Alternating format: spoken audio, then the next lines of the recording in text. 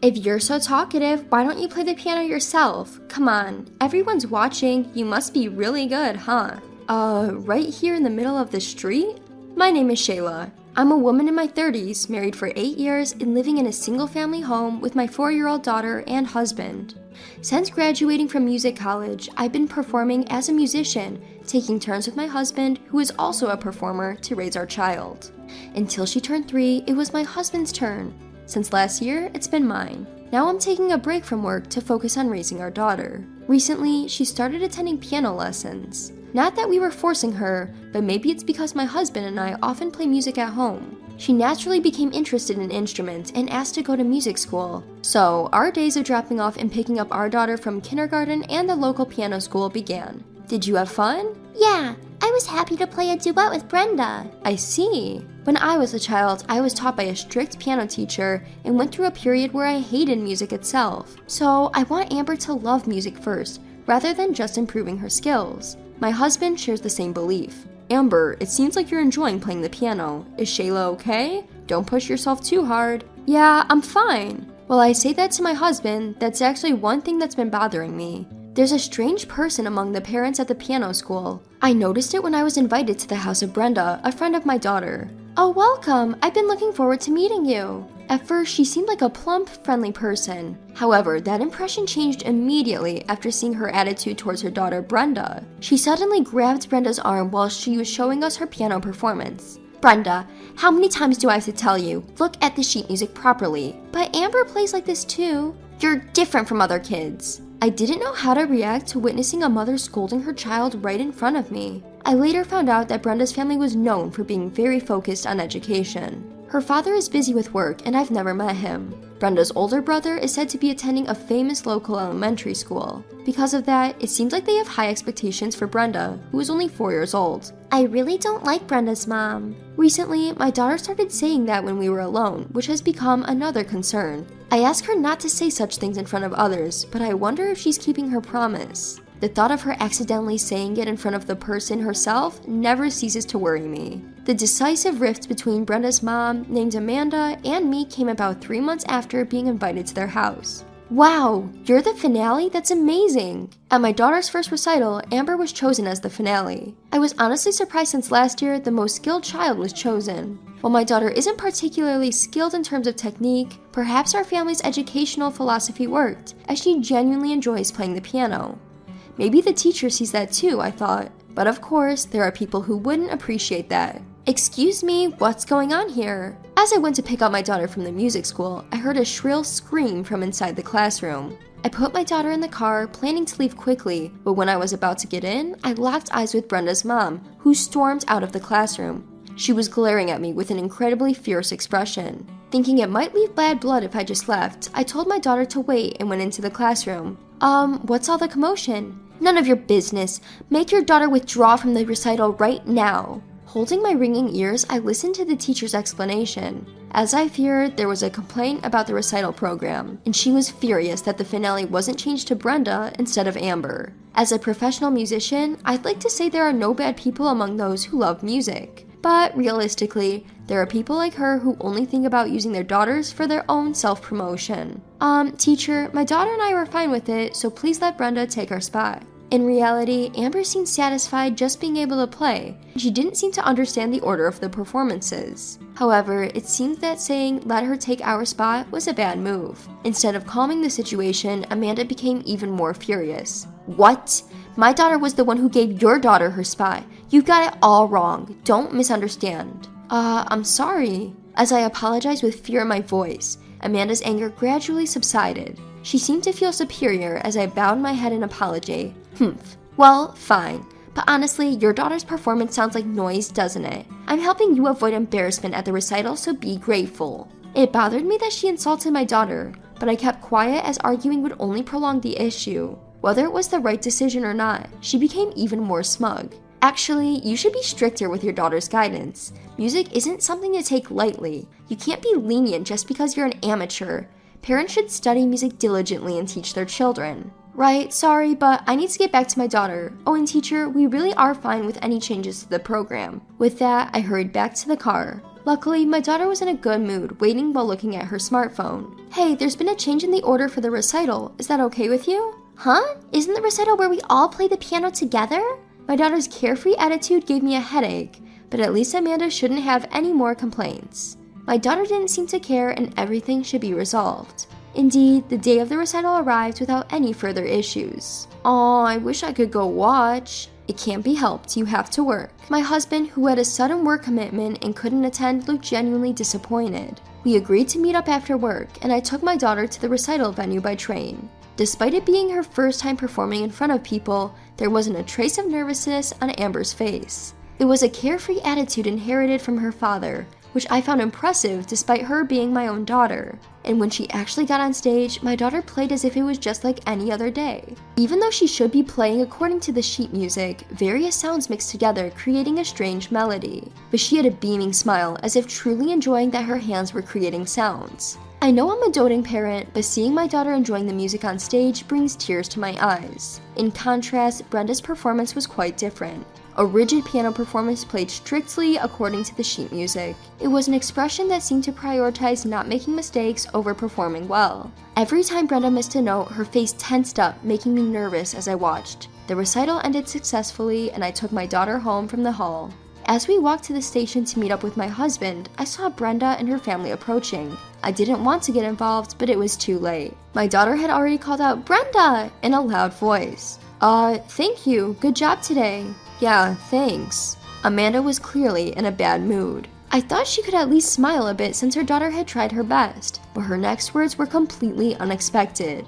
"Can you please stop hanging around my daughter?" As I stood there with my mouth agape, Amanda continued. Apparently, she believed that my daughter's influence was the cause of Brenda's numerous mistakes during the recital. Near the fountain of the front station, our daughters were playing happily. Watching from a distance, Amanda spat out the words, "No offense, but my Brenda has talent.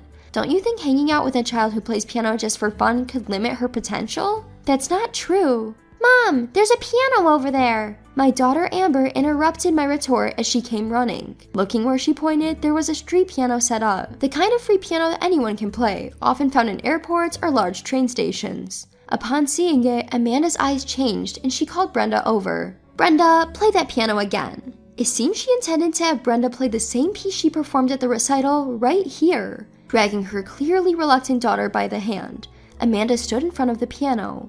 Though Brenda didn't want to, she reluctantly started playing. "No, do it again. You messed up again, start from the beginning. How many times do I have to tell you, look at the sheet music properly?" Amanda repeatedly ordered Brenda to start over, drawing stares from passerby. Tears even welled up in Brenda's eyes. I couldn't stand by to watch any longer. It was bad for Amber's upbringing, and more importantly, I thought it was disrespectful to the music we loved. "Please stop, Amanda. You should respect Brenda more." Amanda looked at me with a stunned expression for a moment as I stepped in. Then, her face turned bright red in no time. She stomped her foot and yelled at me, trying to intimidate me. "What are you talking about? If you don't discipline children strictly, they won't succeed in music. This is tough love." It may be true, but you're going too far.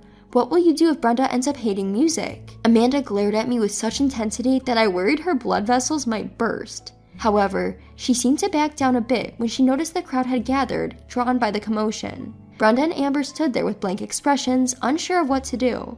Eventually, Amanda seemed to come up with an idea and smirked maliciously. "Since you're so preachy, you must be great at the piano, right? Well, there's a piano here. Go ahead and play." I was bewildered by her sudden change in proposal. However, Amanda continued, looking around and loudly announcing, "This person is going to perform for us now." As a result, nearly 20 spectators had gathered, wondering what was happening. "Come on, don't be shy. Oh, I know. Should I play first?" With that, Amanda played a famous classical piece on the piano while standing. Indeed, she seemed to be at a decent level, as she said to Brenda, as an amateur at least. Finishing her performance, Amanda turned around with a smug look, puffing her nostrils. I decided to go with a strategy of flattery just in case. "Wow, you're so good. You're really talented and played very well." However, my obvious flattery didn't work and Amanda glared at me. I've never been good at flattery. Reluctantly, I sat down at the keyboard. It's been a while since I performed in front of others, so I'm a little nervous.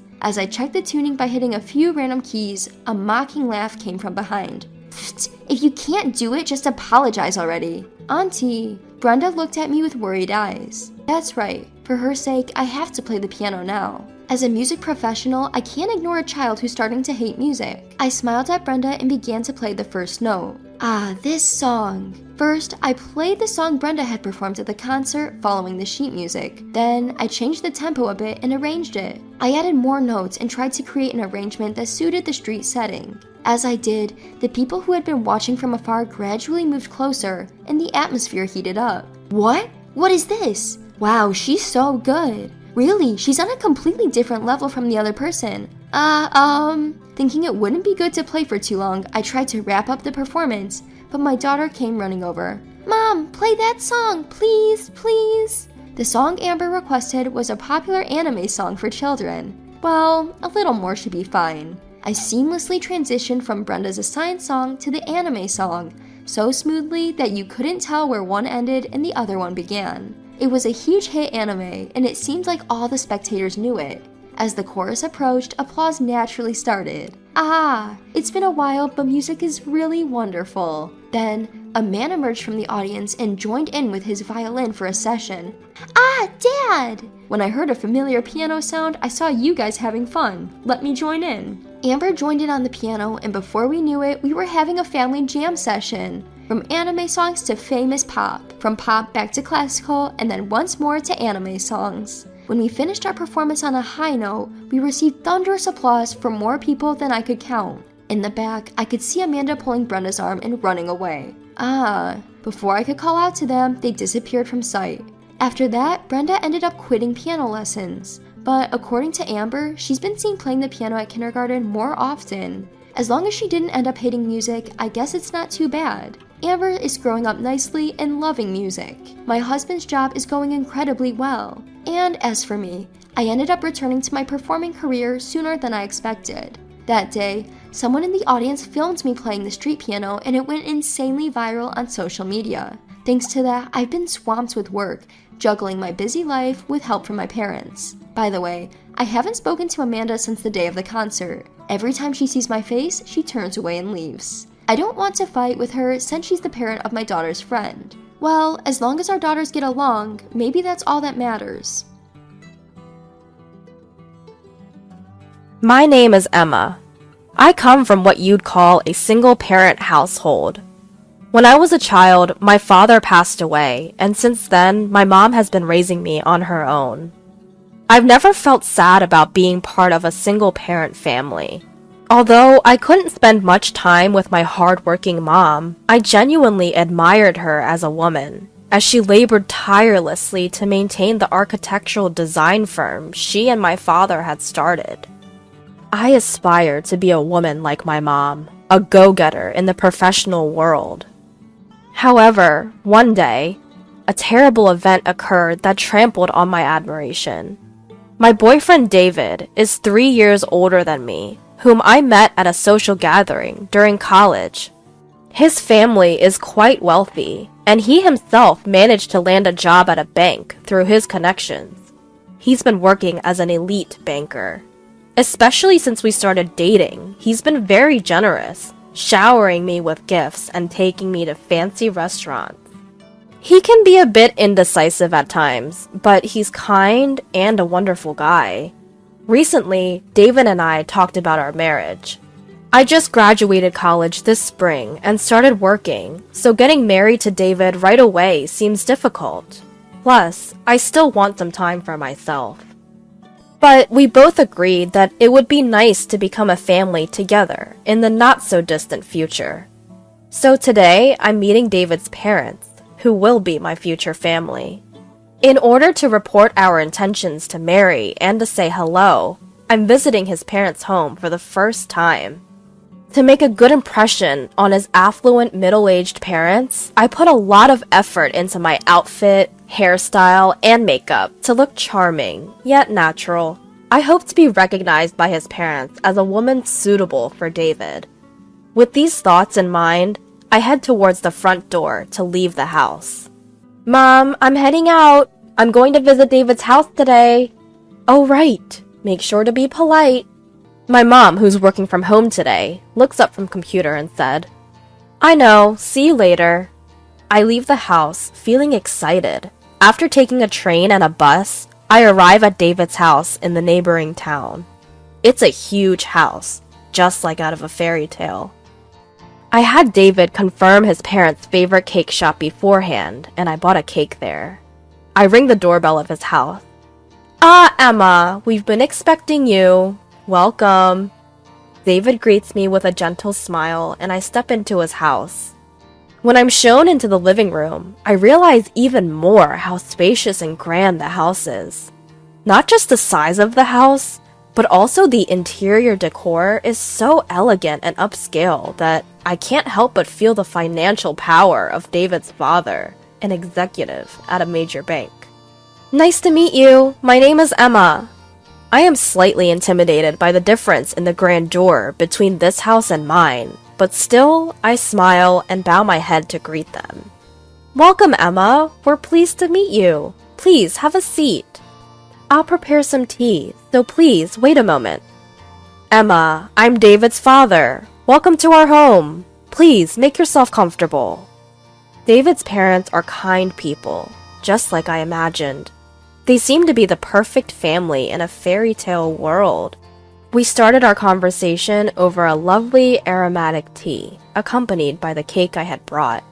His mother was a great talker, and his father was a good listener, and David, who occasionally interjected, while nodding along to my stories. I thought this harmonious time would last forever. But the moment the topic of my family came up, the atmosphere changed drastically. "So, you lost your father at the age of 5, and then your mother raised you alone, Emma? She must be a wonderful woman. I respect her as a fellow mother. The fact that you've become such a wonderful woman is a testament to your mother's upbringing. We need to learn from her as parents." "Yes, my mother is indeed my role model," I replied.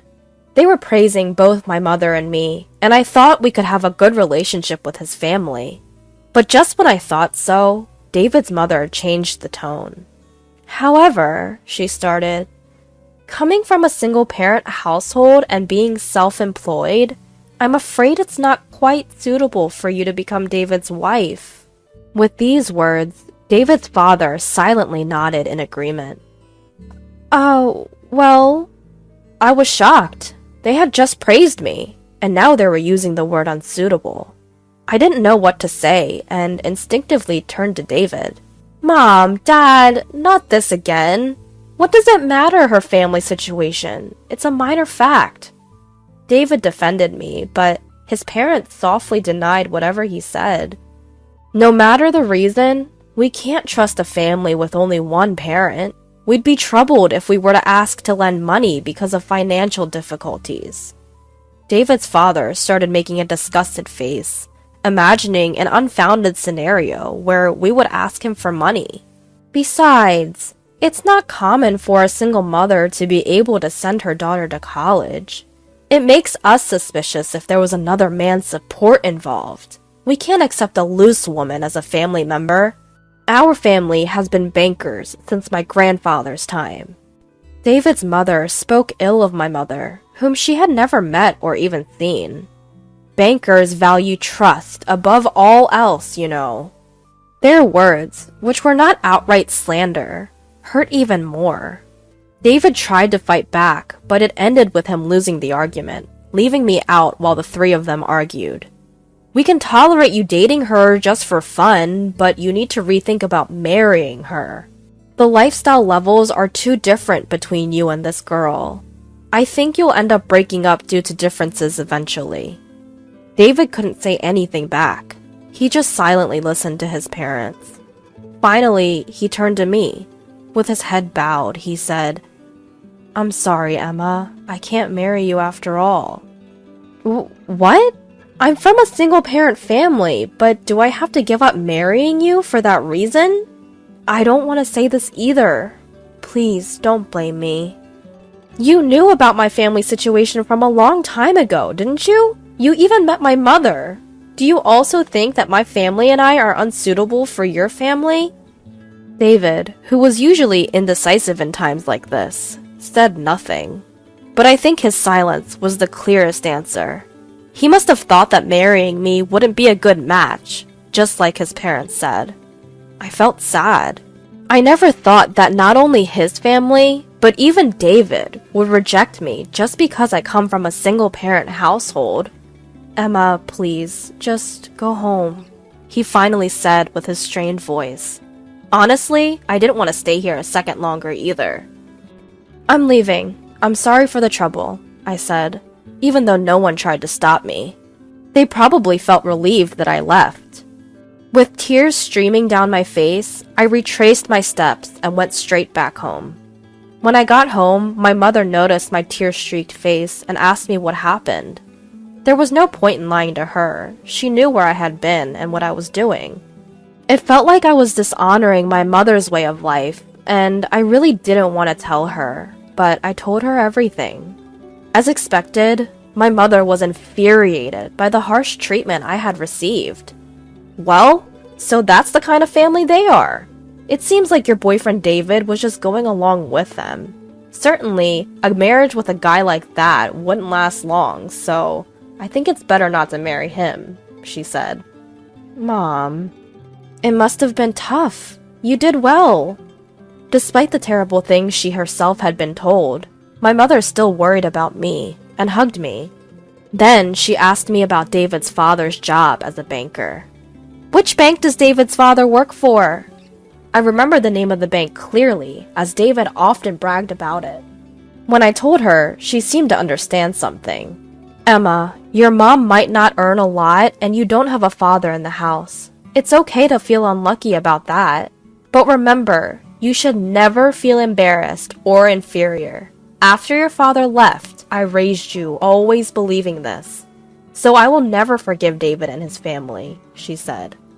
Even though I had cried my eyes out on the way home, tears began to well up again. My mother's words reminded me of something important.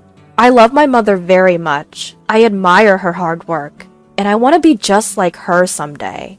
It's ridiculous to deny my admiration for her for the sake of David and his family, who trampled on it for such a trivial reason. The next day, my mother said to me, I checked, and as I thought, our company does have dealings with David's father's bank.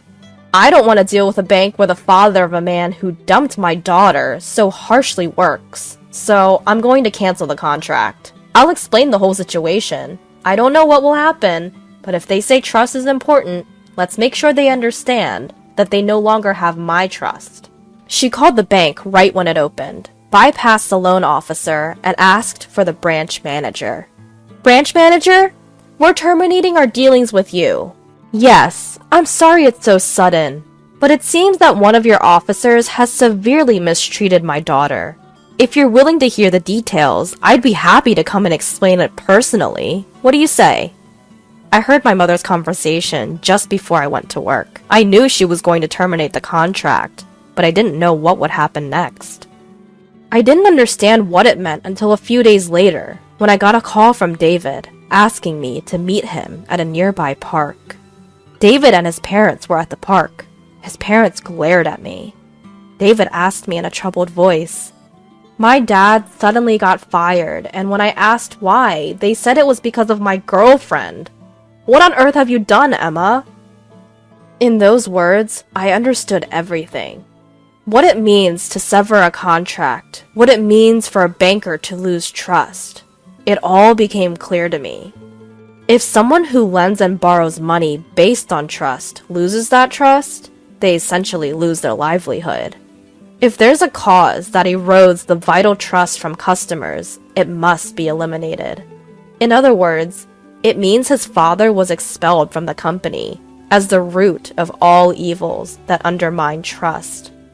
What I discovered later was that David and his father, just like they did with me, looked down on customers as they were poor, causing all sorts of trouble. It seemed it was only a matter of time before they would be let go.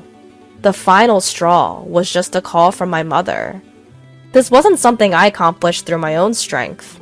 I don't possess such power, but it was something my family did for me. I should tell him this, proudly and confidently. You insulted my mother, so she retaliated with her power. What? There's no way a company run by the parents of a poor girl like you could have enough influence to get me fired just by filing a complaint. Indeed, the company run in my parents' name isn't that large. But my mother's influence isn't limited to just one design office she runs. Even if she isn't directly involved in management, she's in a position to influence companies. Now, I can fully understand the meaning of all the transactions my mother had with the bank at the time. I'm sure it's something like this. My mom's company itself indeed isn't large. However, my mom is also registered as a non-executive director in several companies my grandfather runs. So, what it means to have enough influence over you guys is that all contracts with my grandfather's companies were also terminated. I listed a few of the companies my grandfather manages. The color drained from his father's face quickly. That's ridiculous. There's nothing strange about it. After all, he's my grandfather, right? Why would he want to deal with a bank that disrespected his granddaughter and daughter? It seemed they finally understood why they were fired. Suddenly, their attitude completely changed. They fell to their knees on the spot, pressing their foreheads to the ground and sobbing. But even with such a spectacle in front of me, I could only think of them as pitiful. David clung to me, begging, "Emma, I'm sorry for all the things. I was truly serious about wanting to marry you. I just thought I wanted you to go home for a while because my parents were being difficult." Lining up such lame excuses, it was as if he was trying to save himself, at least. But I've given up on him too. I shrugged off his feeble arm and told him, "My mom is amazing, isn't she? She's my role model. I don't want anything to do with you anymore. Someone who would disrespect her. I really hate you now. I'm going home because my mom worries. Goodbye, and please never contact me again." Devoid of the strength chasing after me, he could only silently watch me leave, kneeling in the same pose as his parents. After that, his family, unemployed all of a sudden, seemed unable to change their standard of living all at once. They started selling off their cars and luxury goods, one after another, and in the end, they even had to let go of their house. Hearing the story that my mother and grandfather had gathered through the bank, I felt deep down that I dodged a bullet by not marrying that man. He will likely continue to live burdened with his half-baked pride and continue to struggle financially. I found myself wishing he would learn to live within his means, and my mother and I shared a laugh over this. As for me, I just start to live in the working society. There is more things that I can't do than can. But I've learned a lot from this experience. Of course, I want to sharpen my judgment when it comes to choosing partner, but I also want to become stronger myself. Even so, my goal remains unchanged. I want to be a cool working woman like my mother. To protect and support my family like my mom, I want to work hard every day to become a strong woman.